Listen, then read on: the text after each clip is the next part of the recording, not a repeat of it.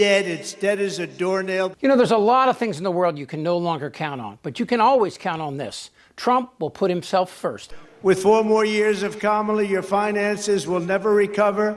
They will only get worse. They're only going to get worse. The stock market, and you have some of the most brilliant people on Wall Street saying this, the stock market is only up because they think I'm going to win. And if we don't win, according to many people, including one of the greatest Wall Street prognosticators, named Scott Bessent. Has anyone heard of him? One of the most brilliant guys on Wall Street.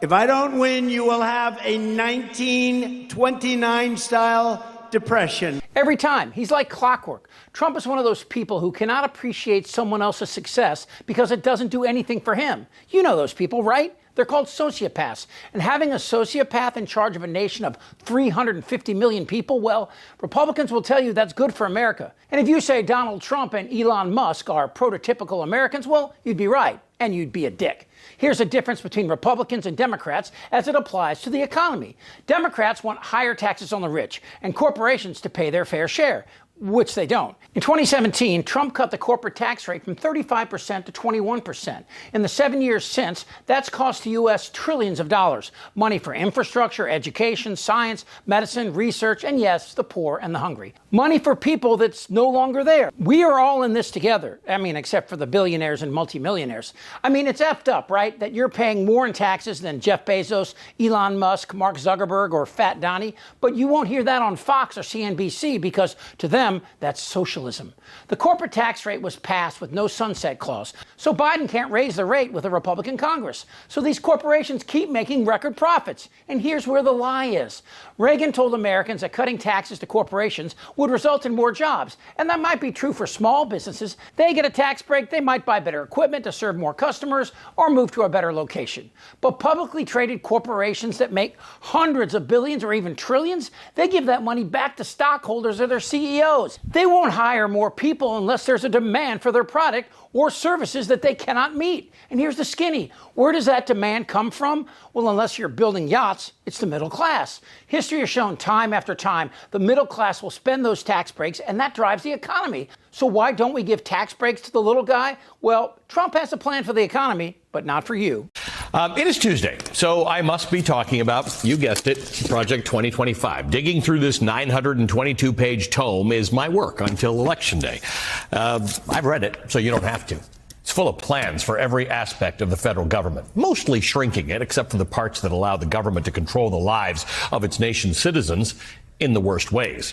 Oh, and then there's this other part, cutting taxes for corporations and the wealthiest among us. Now, today, the progressive think tank Center for American Progress released an analysis of what Project 2025's tax plan would actually look like for America's bank accounts if Trump enacted it. The top lines in this thing are amazing.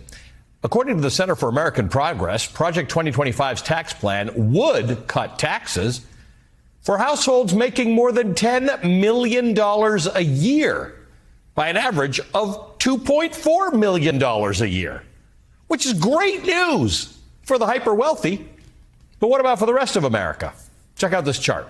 This is a visualization of the added tax burden for a middle-class, a married couple with 2 children under Project 2025's tax plan. Under the plan, families by that description that make anywhere between $35,000 a year and $170,000 a year would all see their taxes go up. For example, a married couple with 2 kids making a collective $80,000 a year would see nearly $2,000 more in federal taxes a year, as well as the ultra-wealthy getting that sweet tax cut. The same is true for single Americans. Every American making between $17,000 and $85,000 a year would see their taxes go up. There's a very good reason that Donald Trump claims to have nothing to do with Project 2025 every time he's asked about the plan.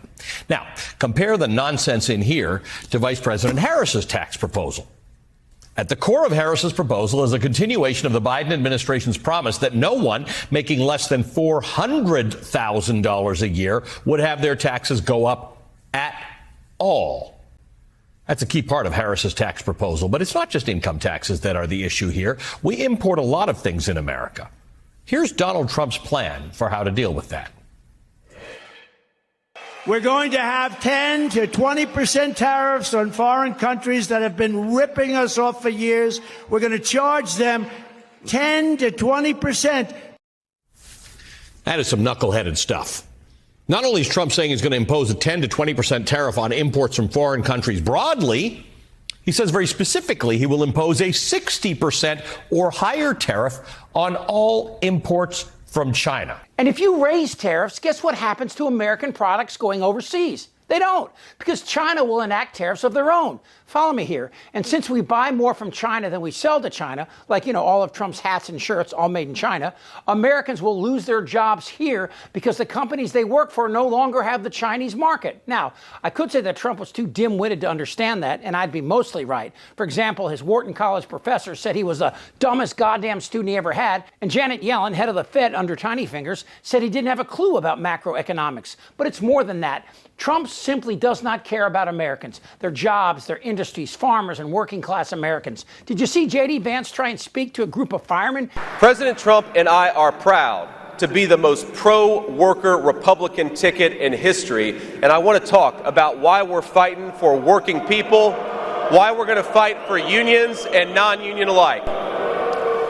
Of course they booed. People know bullshit when they hear it. American workers get nothing from Trump. And inflation? What caused the inflationary numbers that still haunt Americans today? The pandemic. And yes, both Biden and Trump threw trillions of dollars trying to resuscitate the economy. And it caused inflation. When demand exceeds supply, prices go up. But why do we still have inflation?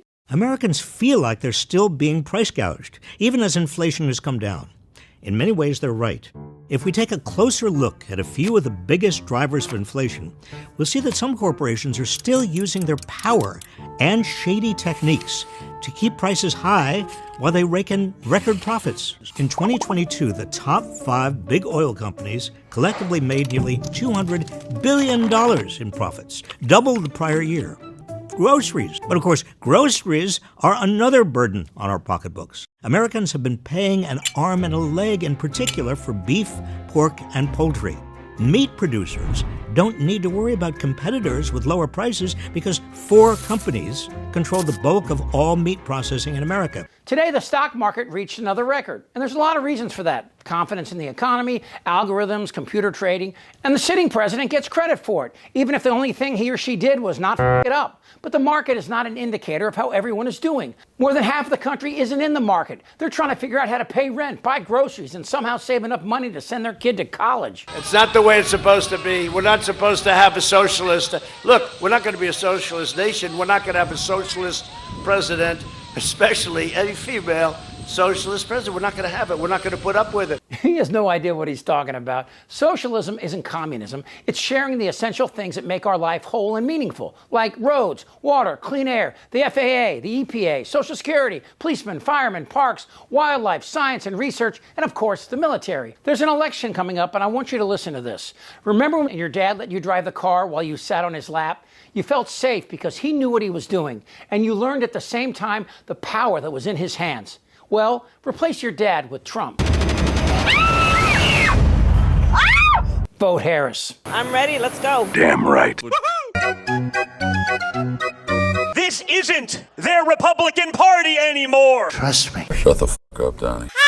Who's with me? Oh, yeah, the lie. Indictable. Out of sheer morbid curiosity, I'm allowing this freak show to continue. I don't want to talk about this stuff. Am I wrong? Damn right. Tick-tock! You're in a lot of trouble, Donnie. I think he's crazy. I'm Chip Franklin.